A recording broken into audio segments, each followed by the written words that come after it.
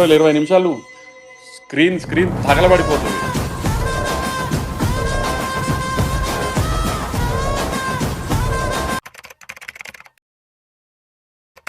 Hello guys, welcome back to our channel review Chicha. Daaku Maharaj Balayya గారికి 4వ hit దొరికిందా? బాబీ గారు మొన్న సంక్రాంతికి బాస్తో వాల్తేరు వేరే వచ్చి బ్లాక్ బస్టర్ కొట్టారు. ఇప్పుడు ఈ మూవీతో కూడా కొట్టారా లేదా, ఓవరాల్ గా చూసాక నాకు ఎలాగ అనిపించింది, మా రేటింగ్ ఎంత అనేది ఇన్డెప్త్ రివ్యూలో డిస్కస్ చేద్దాం. కానీ మన ఛానల్ కొత్తగా వస్తే మాత్రం మన ఛానల్ అయితే ముందు లైక్ చేసి మన ఛానల్ సబ్స్క్రైబ్ చేసి కింద ఉన్న బెల్ ఐకాన్ యాక్టివేట్ చేసుకుని, అలాగే కామెంట్ సెక్షన్ డిస్క్రిప్షన్ మన ఇన్స్టాగ్రామ్ లింక్ కూడా ఉంటుంది. కంటెంట్ ఒకసారి చెక్ చేయండి, వర్త్ అనిపించడం కానీ ఫాలో కొట్టి అందులో కూడా చిన్న సపోర్ట్ అయితే చూపియండి. బేసిక్ ప్లాట్ ఏంటంటే, వైష్ణవ్ పాపకి డేంజర్ ఉన్నదని తెలుస్తుంది. అప్పుడు డాకు మహారాజుని అయితే పిలుస్తారు. ఆ పాపకి ఈ డాకు మహారాజుకి సంబంధం ఏంటి, అసలు మొత్తానికి ఏమైంది అనేది మనం మూవీ చూసి అయితే తెలుసుకోవాలి. ఇంకా మూవీ గురించి చెప్పాలంటే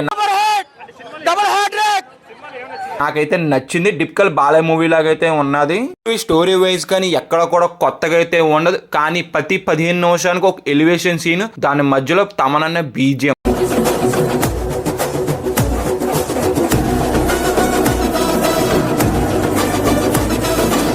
లేపు కూర్చోపెట్టాడని చెప్పొచ్చు. అసలు అదిరిపోయిన చెవులు అనేది ఎర్రకొట్టి వదిలేడు తమనన్న అయితే మాత్రం. మూవీలో అలాంటి ఎలివేషన్ సీన్స్ గా తమనన్న తప్పించి వేరే వాళ్ళు అయితే మాత్రం సాటిస్ఫై అయితే ఆడియన్స్ అయితే చేయలేడు.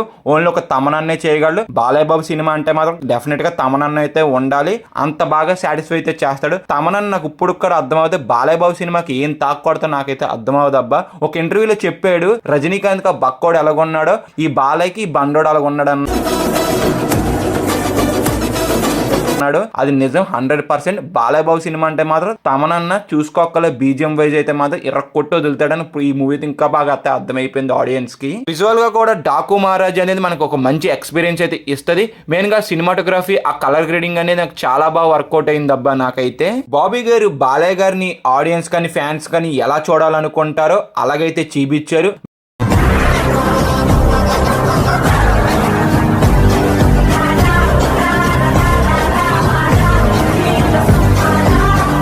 మెయిన్ గా స్క్రీన్ మీద చూసిన సేపు ఒకే ఒక డైలాగ్ అయితే గుర్తొస్తుంది, జై బాలయ్య. మూవీ అంతా కూడా ఎంత ప్రెడిక్టబుల్ గా ఉన్నా కానీ ఆ సీన్స్ అనేది మనకి మంచిగా జరుగుతున్న వల్ల ఎక్కడ కూడా మన డిసప్పాయింట్మెంట్ అయితే అవ్వమసలా. దబిడి దిబిడి సాంగ్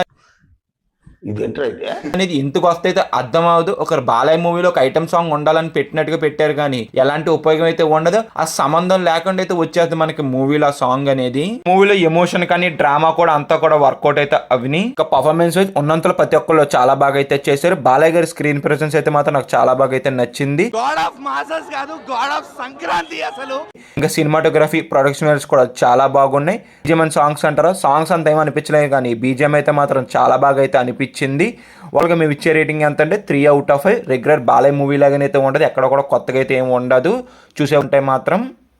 మా రివ్యూ అయితే మూవీ మీరు చూస్తుంటే మీ ఎక్స్పీరియన్స్ కూడా కింద అయితే డెఫినెట్ కామెంట్ అయితే చేయండి. వీడియో ఇప్పటి వరకు చూసారు కాబట్టి మీకు నచ్చితే మాత్రం లైక్ అయితే చేసి మన ఛానల్ అయితే సబ్స్క్రైబ్ అయితే చేసుకోండి. అలాగే కామెంట్ సెక్షన్ డిస్క్రిప్షన్ మన ఇన్స్టాగ్రామ్ లింక్ కూడా ఉండదు. కంటెంట్ ఒకసారి చెక్ చేయండి, వర్త్ అంటే ఫాలో కొట్టి అందరూ కూడా చిన్న సపోర్ట్ అయితే చూపియండి. Bye guys, in the next video. Jai Hind.